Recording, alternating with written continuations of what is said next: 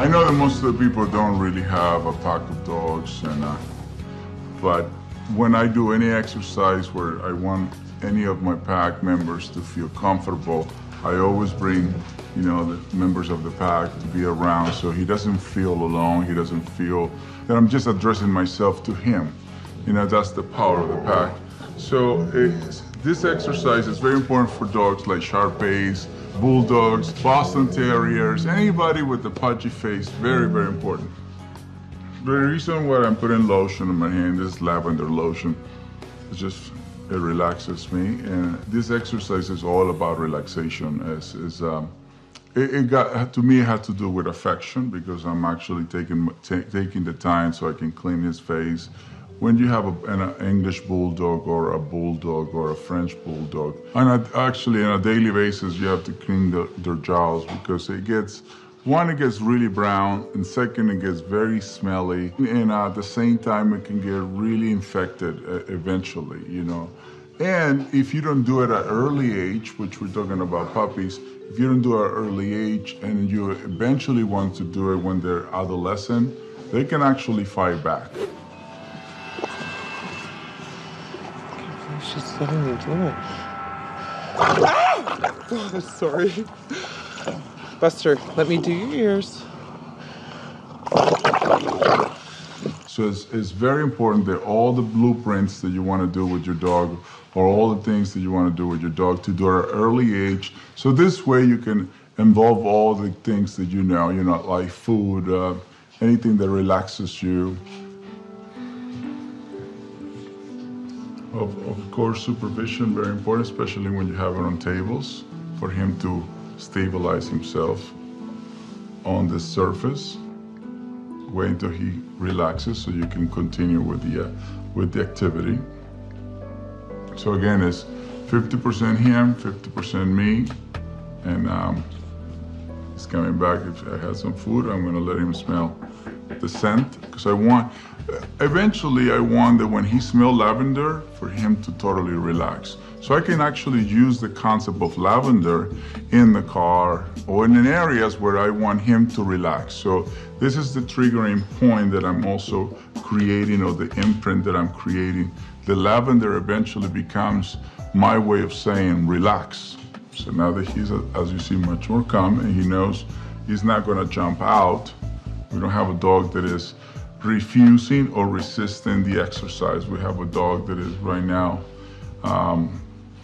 surrendering to the exercise. So now we go into the next step, which is warm water. Nothing in it. So I bring the piece of food, hide it behind the paper. There, notice it. Then hold under here. He can get really excited, so we gotta help him to relax.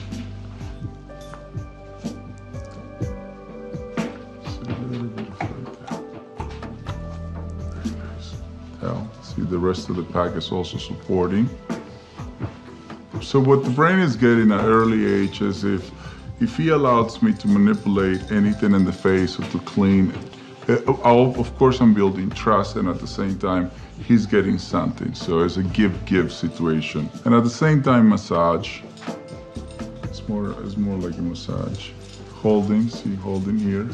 I'm not grabbing here or doing this exercise here. Very overpowering and not very gentle approach. And I'm not giving, too much treats, just one treat. So I want him eventually just to do it because it's relaxing. Very nice, good boy. That's already good. So again, hold the side. Put a little bit of drop in the eye. This doesn't hurt whatsoever. Very nice. And so after the exercise, this food just shows you that the mind is not under stress. If the mind was under stress, the mind would not take the food. So he's having a good time before we finish with the exercise. So a little bit of a massage just so he doesn't feel this. I keep constantly touching the face. This is his first time that we're actually cleaning his face, and I want you to see what happened to his first time. And we move to the stain remover. All right, so as you see, every time that I introduce something new, I bring the food behind, so he doesn't focus on what is in front of him, but he focuses on what is behind of the scent. So this way I keep stimulating the nose and focusing on the food. It's a simple trick, where you keep him engaged. So it's very, very important for him. Very nice. So obviously we'll reward that steak. Very little. Nice.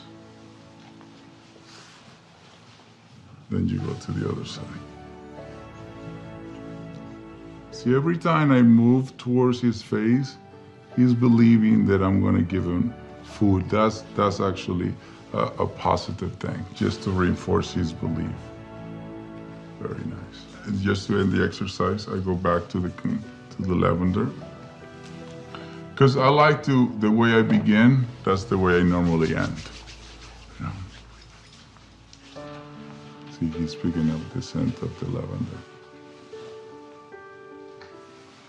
So as you see, the way you know if the exercise was done properly is that he finished the same way he began. See, he comes right back to the area where he actually got this treatment. So that's how you know if the mind actually enjoyed the activity, because they come right back or they stay around you.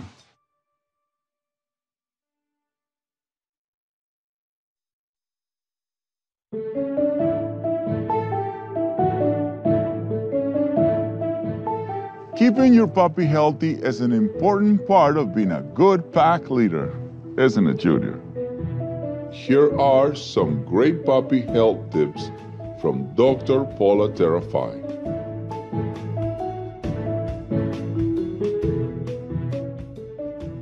Well, ways to make sure you're getting a healthy puppy is, first of all, if you have your heart set on a purebred dog, you need to work with a reputable breeder.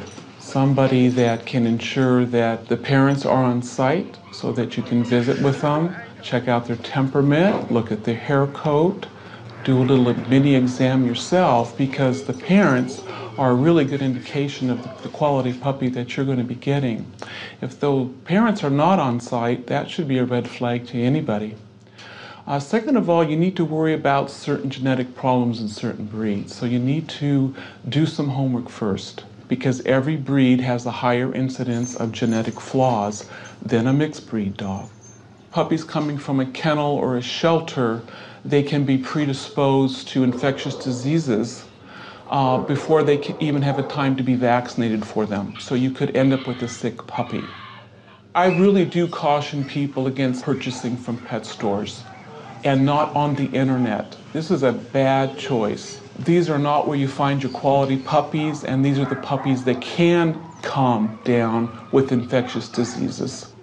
Any puppy that has a nasal discharge, an eye discharge, has diarrhea, or is coughing should be seen by a veterinarian.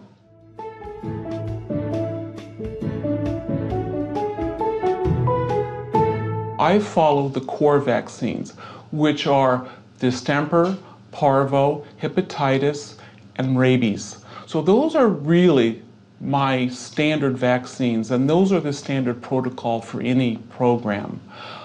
There are also listed non-core vaccines. That means they may not be necessary, and people need to understand which vaccines those are before they just accept a recommendation by their veterinarian to get the non-core vaccine. Puppies begin their vaccination series somewhere between 8 and 9 weeks. Once you start in your series, the puppy should be revaccinated every 3 to 4 weeks until 14 to 16 weeks of age.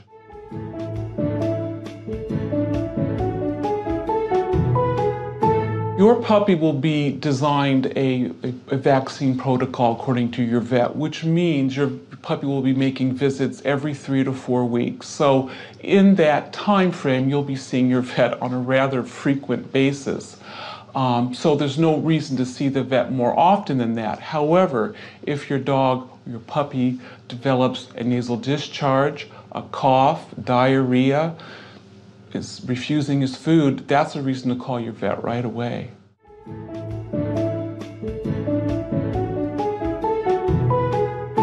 Most veterinarians will tell you not to visit dog parks and other unsecured places until they finish their program, and you wait at least 2 weeks past that time. So if your puppy receives its last vaccine at 14 weeks, you should wait another 2 weeks to visit the dog park. Find play dates with other puppies that are in a vaccine program.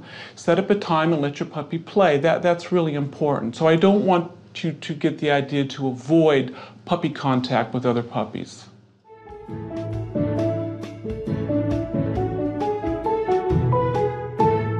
The most important thing you can decide on is how to feed your dog.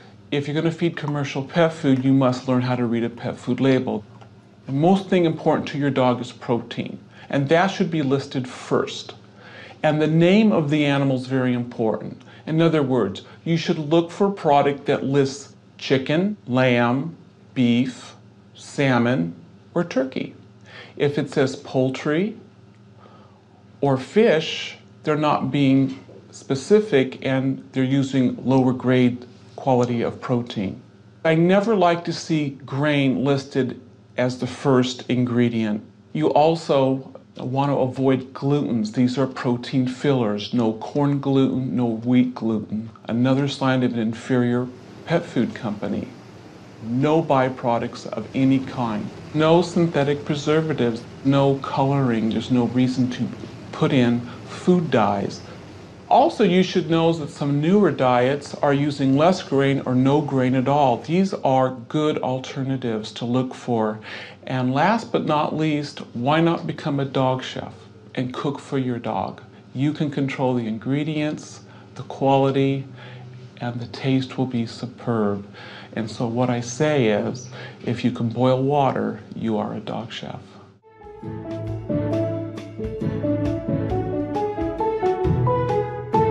You should not free feed a puppy or an adult dog. This encourages them eating all the time, and it's also more difficult to housebreak a puppy that's eating all the time. So if you plan regular scheduled intervals, feeding a puppy 3 times a day up until it's 4 months of age, you can time the potty breaks after a meal.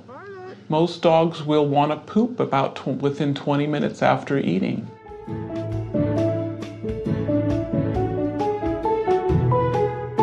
Your puppy will, on average, urinate once an hour. That's quite common, and that's because the bladders are so small. So you will have to have frequent potty breaks. As the dog gets older, the bladder gets bigger, and they don't have to urinate as often. So actually, it's pretty normal, unless you see blood and straining. Then you should call your vet.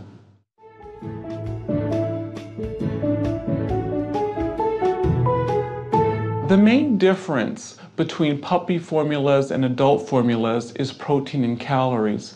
Puppies require more protein and more calories.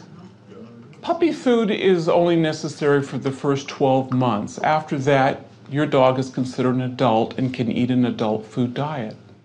For more information and tips about your puppy's health, visit my website, caesarsweight.com.